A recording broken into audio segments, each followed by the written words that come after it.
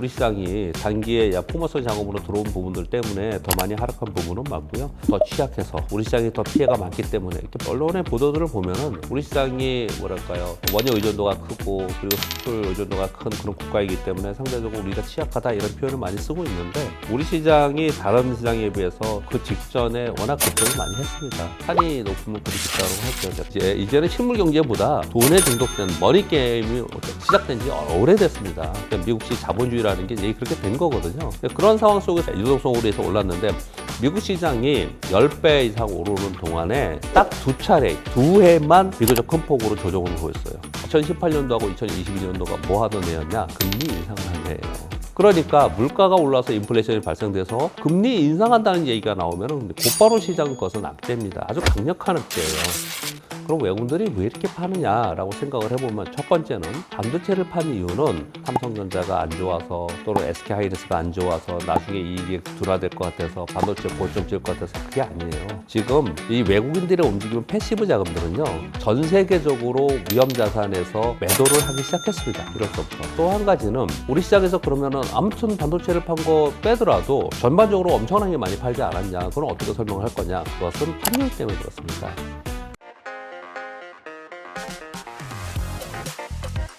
안녕하세요. 머니가이드 4 영월도 시작하겠습니다. 저는 강호석입니다. 최근 중동 전쟁이 한 달 넘게 이어지면서 글로벌 금융시장의 불확실성이 다시 커지고 있습니다. 유가와 환율, 금리까지 동시에 흔들리면서 증시 변동성도 확대되는 모습인데요. 이런 상황에서도 AI를 중심으로 한 반도체 산업에 대한 기대는 여전히 이어지고 있습니다. 과연 지금 시장은 단순한 조정 구간일지, 아니면 투자 전략을 다시 점검해야 할 시점인지 오늘 짚어보겠습니다. 교보증권의 박병창 이사님 모셨습니다. 안녕하세요. 예, 안녕하십니까. 예, 요새 중동 전쟁 벌써 한 달 넘게 지속돼가지고 변동성 엄청 커요. 그러면 이런 흐름은 당분간 불가피하다고 봐야 될까요? 예, 뭐 큰 변동성은 어느 정도 마무리되었다고 좀 보여지는 거죠. 물론 이란 전쟁이 뭐 완전히 끝났다고 볼 수가 없겠죠. 그동안에 3월달에 엄청난 변동성을 줬습니다.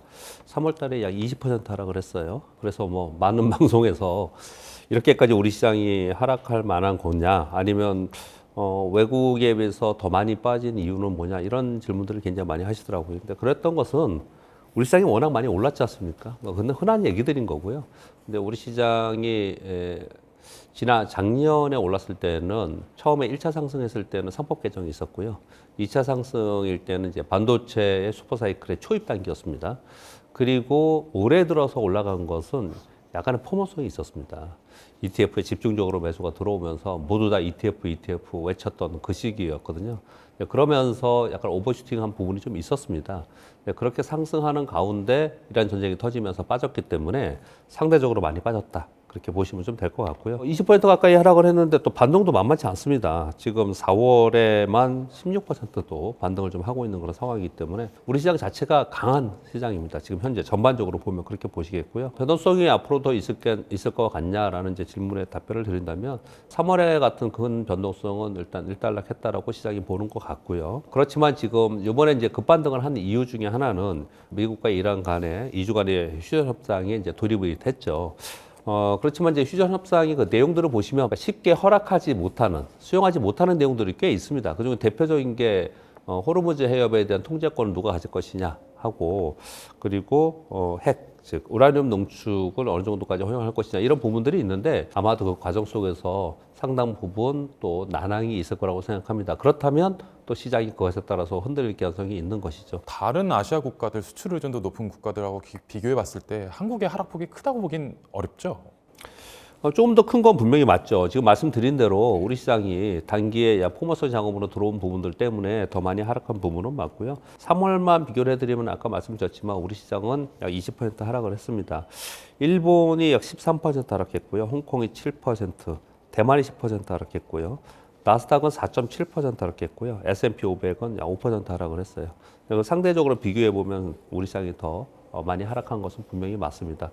언론의 보도들을 보면은 우리 시장이 원유 의존도가 크고 그리고 수출 의존도가 큰 그런 국가이기 때문에 상대적으로 우리가 취약하다, 이런 표현을 많이 쓰고 있는데, 우리 시장이 다른 시장에 비해서 그 직전에 워낙 급등을 많이 했습니다. 그래서 워낙에 이제 산이 높으면 골이 깊다고 하죠. 그런 정도라고 저는 생각을 하고요. 그래서 이제 우리 개인 투자분들이 이제 저한테 질문하기를 이렇게 변동성이 심한데 우리 이거 이제 고점 찍고 꺾이는 거 아니냐 이런 표현을 좀 하는데요. 변동성이 심할 뿐이지 방향성이 바뀐 건 아니고 즉 해외에서 빠지는 변동성에 비해서 우리 시장이 더 많이 변동성이 크기 때문에 우리 시장이 더 위험하냐? 그런 부분보다는 올라올 때도 훨씬 더 많이 올라왔잖아요. 이번에 같은 경우에도 퓨전 합작을 한다고 하니까 미국은 얼마 올랐어요? 2.5% 이렇게 올랐잖아요. 우리는 막 6%, 7%씩 오르지 않습니까?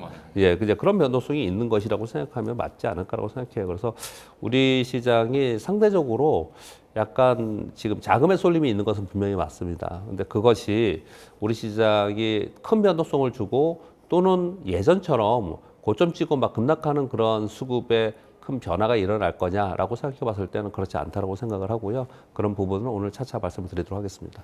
이 수급 볼 때 외국인 거래 많이들 보잖아요. 예. 근데 8일 날 보니까 외국인 순매수가 2조를 넘겼어요. 이런 적 참 오랜만인데 이게 변동성 완화의 신호로 봐도 될까요? 외국인들이 어쩜 이렇게 우리나라에서 많이 파냐라는 걱정을 굉장히 많이 했습니다. 1월부터 지금 어제까지 외국인들이 67조 원을 팔았습니다. 예전에 50조 원, 60조 원 정도는요, 한 1년, 2년 동안의 사이클링으로 대세 상승일 때 50조, 60조 사고, 또 팔 때도 56조도 팔고 이랬거든요. 근데 지금은 이제 3개월 만에 67조 원을 판 거예요. 어마어마한 거죠. 그렇기 때문에 우리 시장에서 다 팔고 나가는 게 아니냐라고 말씀을 주시지만, 먼저 이거부터 잠깐 말씀드릴게요. 똑같은 수량을 팔더라도 주가가 낮은 상태에서 파는 거 하고, 주가가 많이 올라왔잖아요. 똑같은 수량을 팔아도 대금은 훨씬 더 많을 수밖에 없잖아요. 그 부분도 우리는 참작을 해야겠다. 지금 삼성전자, SK하이닉스가 가장 많이 거래를 하는 건데 이 두 종목이 얼마나 올랐습니까? 그러니까 가격이 올랐기 때문에 거래 대금 자체가 매도 대금도 많다라는 것도 감안을 좀 하셨으면 좋겠고요. 1월부터 전체적으로 67조 팔았다 그랬는데 그동안에 개인들이 약 40조 샀습니다. 그리고 이제 더 중요한 거는 3월부터 시작이 하라 그랬잖아요. 그때 이제 더 걱정을 많이 했던 건데 3월부터의 매도는 40조 원. 1월부터 3월까지 67조 원을 매도했는데 그 사이에서 40조 원을 3월 한 달 동안 판 거거든요. 그러니까 외국인들이 어마어마하게 판 거예요. 근데 지금 이제 질문 주신 거는 급반등한 그날 외국인들이 정확하게는 8일 날 2조 5천억을 샀습니다. 장중에는 3조 넘게 샀었고요. NXT에서 조금 팔아가지고 2조 5천억 정도 된 거거든요. 그런데 이제 이것으로 인해서 외국인들이 순매수로 전환되는 거냐, 그냥 단정 짓기는 좀 어렵고요. 외국인들의 수급은 좋아질 거라고 생각합니다. 그 부분을 좀 중요하기 때문에 설명을 좀 드리도록 하겠습니다. 우리 시장이 작년 6월부터 상승을 했어요. 작년 6월 2,600포인트부터 6,300포인트까지 올랐습니다. 그 사이에 외국인들이 9월 달까지는 계속 팔았습니다. 9월서부터 잠깐 한 2, 3개월 샀었거든요. 뭘 샀냐? 반도체를 샀어요. 9월부터 12월까지 반도체가 상승을 했거든요. 그리고 나서 12월 이후에 올해 내내 팔고 있거든요. 그러면 이제 반도체를 팔았다는 것하고 그다음에 우리 시장 전체적으로도 다른 종목도 많이 팔았다는 거거든요.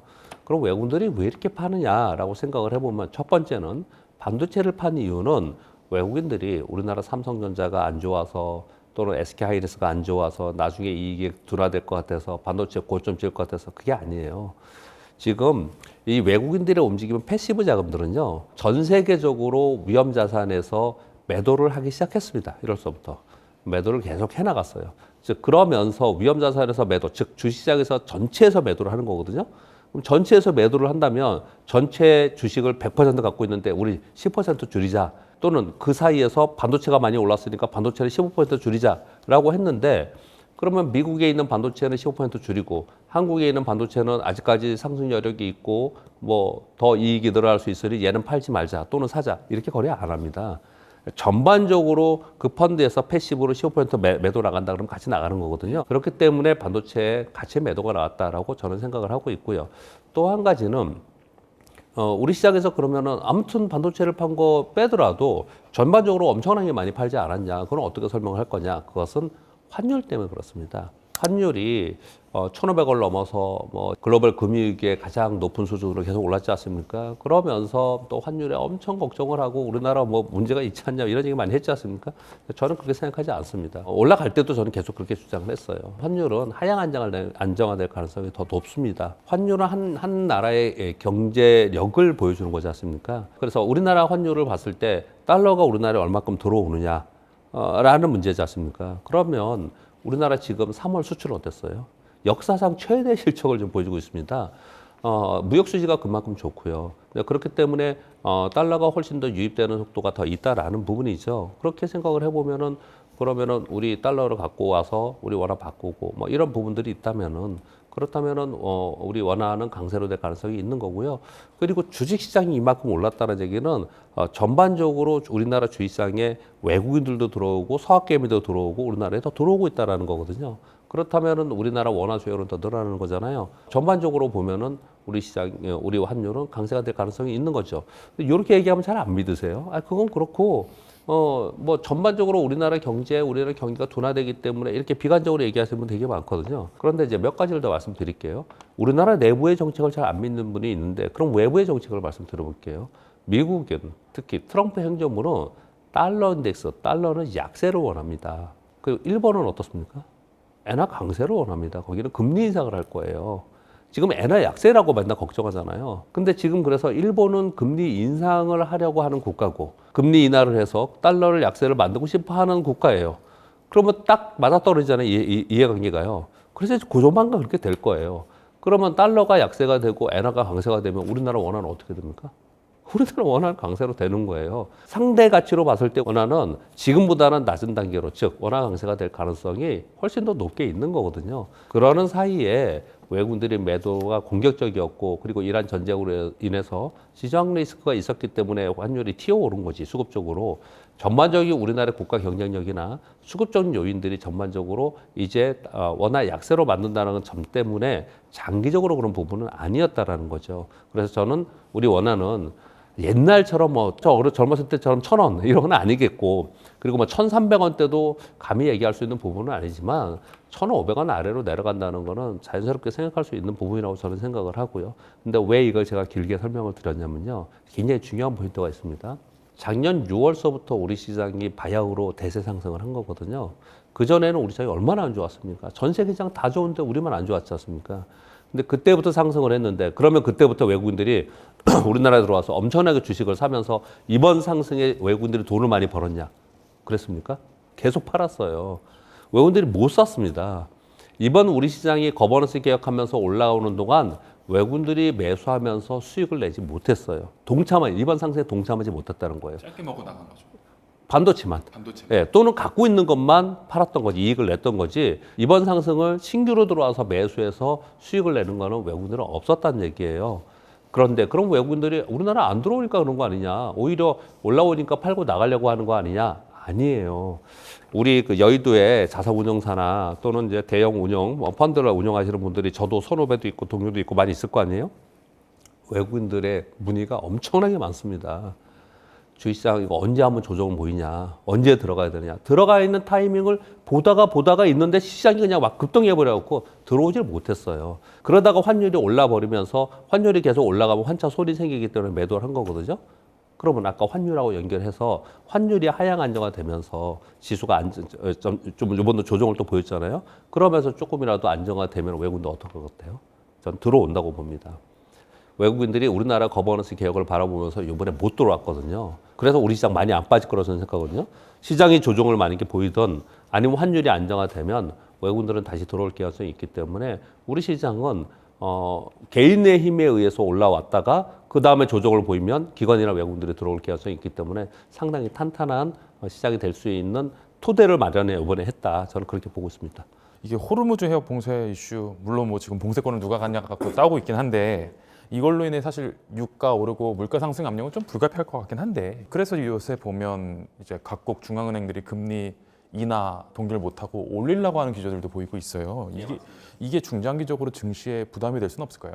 부담이 아니고 증시의 가장 큰 악재인 거죠. 주식시장은 주식시장 밖에서 보는 사람들의 시각하고 굉장히 다릅니다. 주식시장은 아주 심플해요. 금리와 환율을 움직입니다. 제일 중요한 건 금리예요. 물가가 오르는 걸 뭐 때문에 주식시장이 그렇게 걱정을 하느냐, 이론적인 거 설명을 드려볼게요. 전쟁이 장기화되거나 이래서 유가가 오르면 물가가 오를 거고 인플레이션이 발생될 거고, 인플레이션이 발생되면 기업들은 비용이 증가하는 거 아닙니까? 그러면 수익성이 떨어지는 거니까, 이익이 떨어지니까 주가는 떨어질 거고, 개인들은 물가가 오르면 소비가 둔화되지 않습니까? 그러면 경기가 둔화될 거고, 그러면 경기 둔화가 되면 주식시장이 떨어질 거고, 이걸 두 가지를 한꺼번에 이렇게 뭉뚱거려서 이렇게 말씀을 드려본다면, 기업들도 비용이 들어서 이익 떨어지고, 개인들도 소비를 못하고, 경기는 침체기로 들어가고 물가는 오르고 그게 스태그플레이션이잖아요. 전쟁 딱 나자마자 스태그플레이션 걱정을 하면서 막 방송에 나와서 전문가들이 그렇게 얘기를 한 거 아닙니까? 근데 이제 그분들은 그분들의 역할에서 향후에 이렇게 될 개연성이 있으니까 조심하라라고 얘기를 하는 거죠. 이 자본시장에 있는 얘기들은 액면 그대로 보면 안 돼요. 그 시장이 있는 거고요. 그런 염려가 있는 거고 주식시장 안의 메커니즘은 지금은 이론적인 걸 제가 설명드렸습니다. 주식시장의 메커니즘은 그게 아니고요. 주식시장은 주식시장 안으로 돈이 들어오면 시장은 좋은 거고 돈이 나가면 시장은 안 좋은 거거든요. 그럼 주식시장에 돈이 들어오는 환경이 뭐냐? 금리 인하 환경이고 그리고 양적 완화를 하고 재정 확대를 하는 거예요. 그러면 지금 만약에 인플레이션이 발생이 돼서 지금 말씀 주신 대로 금리 인하 원래 하려고 했는데 금리 인하 못하고 동결하고 또는 금리 인상을 한다. 그러면 주식시장에서 돈이 빠져나가는 거잖아요. 금리 인상을 하면. 그렇게 되면은 결국은 주식시장은 최대 악재이거든요. 미국 시장이 S&P 500 기준으로 08년도에 글로벌 금융위기 맞고 최저점이 666포인트였어요. 그 7천까지 올랐습니다. 10배 올랐거든요. 그 사이에. 그 10배 올라오는 동안에 뭐 때문에 이렇게 올랐느냐? 유동성을 계속 양적 완화하면서 계속해서 시장에 돈을 뿌렸기 때문에 돈에 중독된 시장이에요. 이제는 실물 경제보다 돈에 중독된 머니 게임이 시작된 지 오래됐습니다. 미국식 자본주의라는 게 그렇게 된 거거든요. 미국 시장이 그 동안에 10배 이상 오르는 동안에 딱 두 해만 비교적 큰 폭으로 조정을 보였어요. 언제냐? 2018년도과 2022년도거든요. 2018년도하고 2022년도가 뭐 하던 해였냐? 금리 인상을 한 해예요. 그거 빼고는 다 금리 인하를 할 거라 동결했어요. 딱 두 해만 금리 인상을 한 거예요. 그러니까 물가가 올라서 인플레이션이 발생돼서 금리 인상한다는 얘기가 나오면 곧바로 시장 것은 악재입니다. 아주 강력한 악재예요. 그렇기 때문에 금리 인상을 만약에 바라보고 시장이 프라이싱 한다면 결국 시장은 이제 대세 하락으로 갈 가능성이 굉장히 높습니다. 그런데 시장이 보시면 이란 전쟁 휴전한다고 하고 뭐 협상한다고 하니까 막 올라오고 이런 건 왜 그럴까요? 금리 인상에 대해서 아직까지 생각하지 않는 겁니다. 여전히 금리 인하 또는 동결을 바라보고 있는 것이지 이제 미국이 금리 이제 인상할 거야 이렇게 생각 안 하는 거거든요. 근데 상대적으로 요번에 이제 전쟁이 끝나고 나서 글로벌 IB들이 유럽에는 숏을 많이 쳤다고 하더라고요. 아랫방향으로 많이 바라본 거죠. 왜 그러냐면 미국보다도 유럽은 훨씬 안 좋아요. 원래 경제 상황도 안 좋은 상황이었습니다. 그런데 물가에 굉장히 취약합니다. 그래서 만약에 금리 인상을 하면 미국이 아니고 유럽이 할 가능성이 높아요. BOE나 영국이나 ECB에서 금리 인상할 가능성이 있거든요. 그래서 유럽은 금리 인상할 가능성이 있기 때문에 유럽의 시장에 대해서 부정적으로 보고 거기에 매도하는 글로벌 IB들이 발생한다는 뉴스들이 나오는 거예요. 그 맥을 정확히 짚으면서 여러분들이 생각하시면 될 것 같습니다. 우리나라도 똑같아요. 지금 우리 기준금리가 2.5%예요. 국고채 금리는요. 3년짜리가 3.3이고요. 그리고 5년짜리가 3.5, 3.6이에요. 100bp 위에 있어요. 훨씬 더 위에 있어요. 왜요? 그만큼 우리나라 현재 상황에서는 금리 인하보다는 인상 가능성이 있다는 것들을 시장에서 프라이싱하고 채권 시장이 그만큼 안 좋겠다는 거예요. 채권 시장이 안 좋다는 얘기는 채권 가격이 빠지기 때문에 국채 가격이 오르는 거거든요. 수익률이 오르는 거거든요. 가격이 빠지니까. 지금 우리나라는 그런 현상인 거거든요. 이걸 액면 그대로 만약에 우리가 아카데믹하게 학생들 데리고 공부를 하고 있다. 그러면 우리나라는 이걸 보면은 앞으로 2차례, 3차례 금리 인상 할 수 있어. 이렇게 생각하는 거예요. 그럼 여러분 신문에 기사를 보면 우리나라 금리 인상 가능성이 있다는 얘기 계속 나오고 있는 거잖아요. 이제 그것은 주식시장의 안에 있는 수급으로 채권이 우리나라만 안 좋은 게 아니고 독일이 제일 안 좋고요. 그리고 일본도 안 좋고 미국도 안 좋고 그리고 우리나라도 채권 시장이 전체적으로 안 좋아요. 채권 시장이 안 좋다는 얘기는 채권을 매수하지 않는다는 거예요. 채권을 팔기 때문에. 그래서 국제 수익률이 올라가는 수급적 요인이 거기에 포함되어 있는 거지. 우리가 금리 인상을 할 것이기 때문에 그걸 프라이싱하면서 지금 기준금리가 국고채가 이렇게 올라갔다라고 생각하는 거는 상당히 이론적인 얘기입니다. 이 안에 내부 수급도 상당히 봐야 된다고 생각을 해요. 그래서 지금의 현재 상황에서 우리가 이제 금리 인하는 쉽게 하지 못하겠지만 왜냐하면 지금 부동산 정책 이런 것들이 있기 때문에 여기서 금리를 반대로 인상을 해? 그거 쉽지 않을 거예요. 그래서 아마도 동결로 갈 가능성이 더 있지 않을까라고 저는 생각하고 있습니다. 국고채 금리, 은행채 금리 같은 시장 금리가 기준금리보다 높다고 그게 꼭 금리 인상의 신호로 받아들이면 안 된다라는 거고요. 뭐 지금 저는 시장 안에 있는 사람이기 때문에 그렇게 좀 보고 있습니다.